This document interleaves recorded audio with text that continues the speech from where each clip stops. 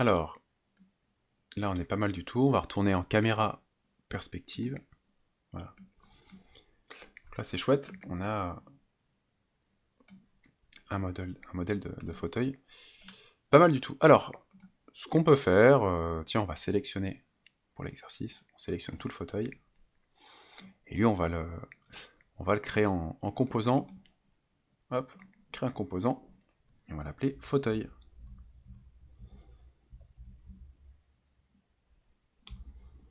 Voilà. Donc l'avantage de ça, eh bien, c'est que maintenant, je vais ouvrir uniquement mon panneau composant, c'est que maintenant, eh bien, vous avez un composant fauteuil. Vous pouvez ramener librement. Donc si je veux un fauteuil, un deuxième fauteuil, ils sont tous là. Et en plus de ça, lorsque j'ai enregistré, vous voyez l'étape de création, eh bien, il m'a mis les composants, mes pieds par exemple, qui étaient tout à l'heure à l'horizontale, il me les a ressortis à la verticale. Donc là, on a bien mémorisé la position des objets. Voilà, donc ça c'est plutôt pas mal. Alors, passons maintenant eh bien, à la réalisation du canapé ici. Alors pour le canapé, eh bien, on va prendre un échantillon, prendre un exemple de fauteuil, on va prendre celui-ci. Il n'a plus besoin forcément d'être à sa place. Donc je vais pouvoir le ramener facilement. Alors pour le ramener facilement, on va venir se caler sur ce point. Donc on va prendre le point qui est ici, le point d'extrémité, extrémité dans le composant, et on va venir toucher ce point-là. Voilà. Donc là, on est calé, c'est super. Ensuite, il va falloir que je supprime mon accoudoir ici et mes deux pieds. Donc pour ça, il va falloir que je décompose mon objet. Donc clic droit, et là je vais faire éclater. En faisant ça, j'ai tout de nouveau en pièces détachées. Donc je vais pouvoir sélectionner mon accoudoir et le supprimer, sélectionner mon ensemble de pieds et les supprimer. Voilà. Hop. Et puis, je vais pouvoir dupliquer eh bien, mon ensemble ici de dossiers. Donc pour ça, on va prendre l'outil déplacer, vous appuyez sur Alt sur Mac, CTRL sur PC, donc vous cliquez une fois, et vous décalez votre dossier à l'extérieur le long de l'axe vert. Voilà. On va passer par derrière, hop, et on va venir caler eh bien, nos deux objets. Là, il suffit de prendre le petit point d'extrémité du composant, de déplacer, et de venir toucher ici. Vous voyez? Ce petit point de jonction, ce point d'extrémité, qui fait que eh bien, mes deux banquettes, hop, ma banquette est créée. Voilà, ça c'est chouette. Et je vais récupérer ce module. Alors ce module, pied plus accoudoir, eh bien, je vais le grouper, tiens, clic droit, créer un groupe. Ce qui va me permettre de ne pas faire de bêtises, hop, lorsque je vais vouloir prendre les deux.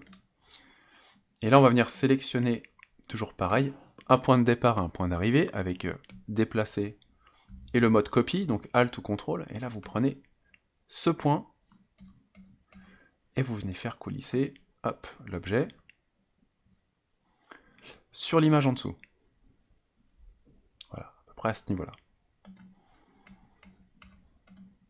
Voilà.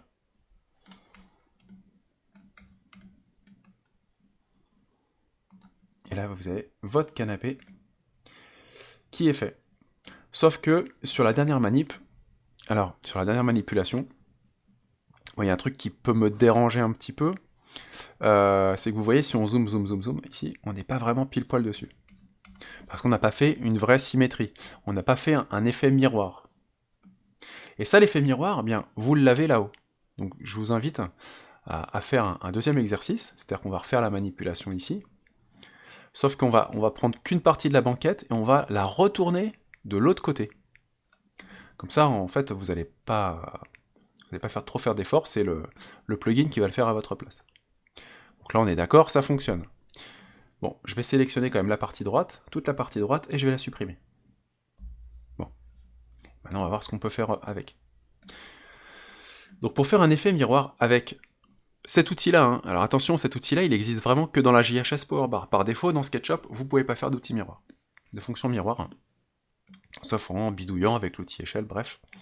Vous allez voir que là, c'est assez simple. Donc vous sélectionnez l'ensemble. Là, je crée un groupe. Ça, c'est plus simple, hein, ça fait un seul et même objet à renverser de l'autre côté. Et là, eh bien, j'ai une face qui est plane et qui est droite, donc je vais pouvoir m'en servir pour faire ma symétrie. Donc je prends l'outil ici, l'outil miroir, et là vous allez cliquer sur 3 points de la face. Donc un clic, un deuxième clic et un troisième clic en restant sur la face. Et vous voyez, bah là c'est super simple, puisque SketchUp, le plugin, il vous fait automatiquement le renversement d'objets.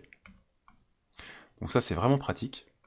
Donc comment ça fonctionne en réalité? Eh bien, il suffit tout bêtement de comprendre que il vous faut une surface plane. Je vais vous redessiner une face verticale comme ça, voilà. Il vous faut un plan vertical. Je vais l'amener au niveau de mon canapé. Hop, je vais l'amener là par exemple, voilà. Voilà. Donc il vous faut d'un côté un objet, d'un côté il vous faut une surface qui indique vraiment le plan de symétrie, donc le miroir. Vous voyez que là c'est comme si j'avais un miroir, hop, un miroir à l'intérieur duquel va se refléter mon objet de l'autre côté. Donc c'est le plan. Donc petit 1, je sélectionne mon objet.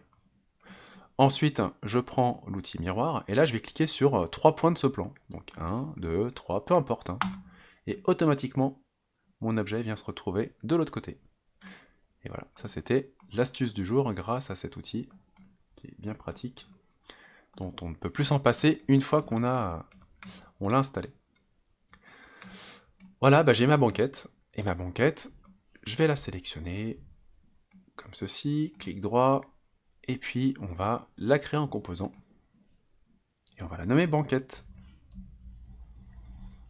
Voilà, ça c'est chouette. Et je peux mettre à jour mon fichier. Ça fait un petit moment que je ne l'ai pas mis à jour. Et pomme S. Et voilà, on a notre fauteuil pour réutiliser et notre banquette.